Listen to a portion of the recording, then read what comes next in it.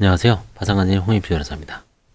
자, 채권 신고의 의의와 방법에 대해서 지난 시간에 했습니다. 계속해서 신고된 채권 조사를 이건 이제 관제인이나 보조인 입장에서 이제 보기 때문에 채무자분들하고 채권자분들은 한번 슬쩍 스킵만 하십시오. 법원에 접수된 채권 신고서 부분을 교부받아 채권 신고서는 법원에 내는 겁니다. 관제인 사무실에 내는 게 절대 아닙니다.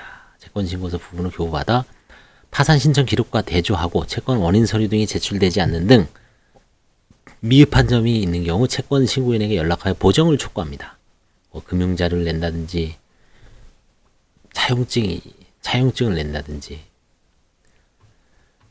둘째, 파산 채권자가 신고한 채권을 조사하여 파산 채권 시부인표를 작성한 다음 채권 조사의 기일, 보통 3일 전까지 두부를 법원에 제출하고, 사실상 이거는 뭐 전날까지 저희가 만약에 2월 11일 금요일 16시에 만약에 한다면은 뭐 16시 전까지도 내고 전까지 냅니다.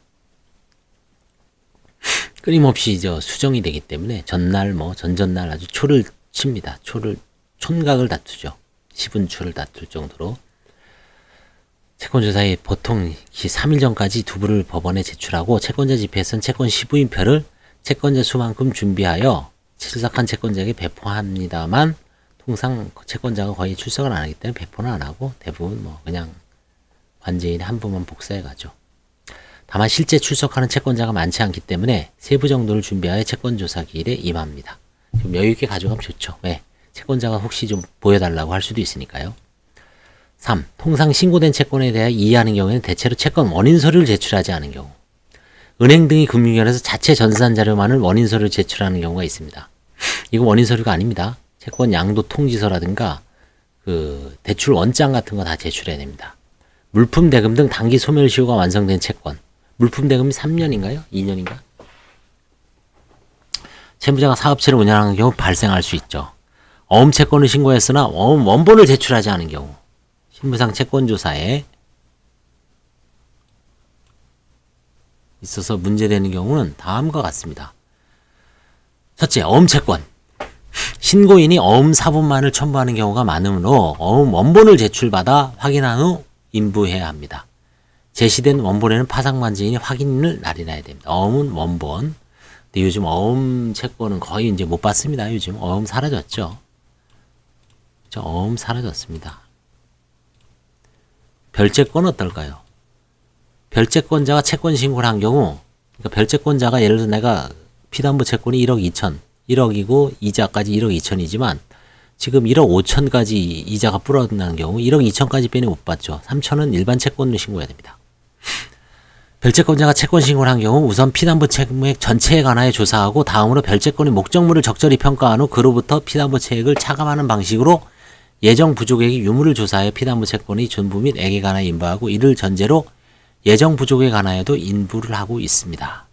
다만 예정 부족액의 인부는 배당에 있어서는 영향이 없으므로 설령 시인하였다고 하더라도 채권자가 채무 배당에 관한 배당 제외 기간 안에 그 권리 포기의 의사를 표시하지 아니하거나 부족 채권액을 증명하는 경우가 아니면 배당에서 제외됩니다. 이게 가장 중요하죠.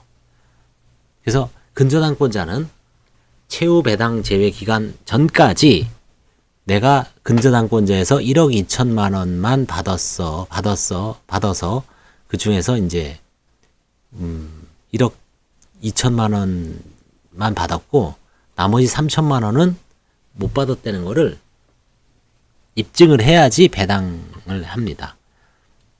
그래서 만약에 1억 2천을 배당받았는지 1억 1천을 배당받았는지 아직 경매가 안 끝났으면은 1억 2천 배당을 못 하죠. 나머지는 배당을 해서 제외됩니다. 그 3천만 원 부족액이 내가 경매 예상해서 뭐 2천만 원에 부족하겠다, 이걸로는 추정으로 안 되죠. 그래서 근저당권자들은 근저당 경매가 끝난 다음에 이제 배당을 하고 아니면 채권 시부인하는 게 맞죠. 피담보 채권의 존재가 인정되더라도 예정 부족액을 정확히 판단하기 곤란한 경우는 피담보 채권은 시인하고 예정 부족액은 전액 이의하며 별채권자에게 예정 부족액에 대하여 채무 배당에 관한 배당 제외 기간 안에 증명하는 경우에 배당 참가할 수 있음을 안내한다. 최소한 이때까지는 경매가 끝나서 경매 배당표상 얼마를 받고 나머지는 부족하다는 것을 입증할 수 있어야 됩니다. 피담보 채권이라고 주장하는 채권 자체의 존재와 수액은 인정되지만 별채권의 존재가 인정되지 않거나 부인권 행사의 대상인 경우는 피담보 채무에 관하여도 이의를 하고 있습니다.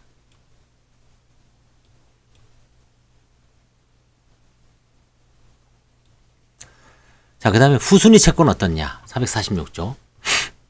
일반적으로 파산 선고 이자 채권은 후순위 채권으로 시인합니다. 부인할 수 없습니다. 후순위 채권으로 시인하면 됩니다. 신고인이 이를 일반 채권으로 신고하는 경우가 많으므로 우선 신고인에게 파산 선고 이자 부분에 대해 수정하여 채권 신고할 것을 고지하는 것이 업무 진행에 편리하며 그럼에도 불구하고 일반 채권으로 신고했을 경우에는 후순위 채권임을 이유로 이의하면 됩니다. 파산 선고 후 이자 채권 이외에 후순위 채권으로는 벌금, 과료, 추징금 및 과태료 등이 있습니다. 이거는 거의 배당을 못 받죠. 그 다음에 주채권자와 보증인이 구상채권 신고 경험.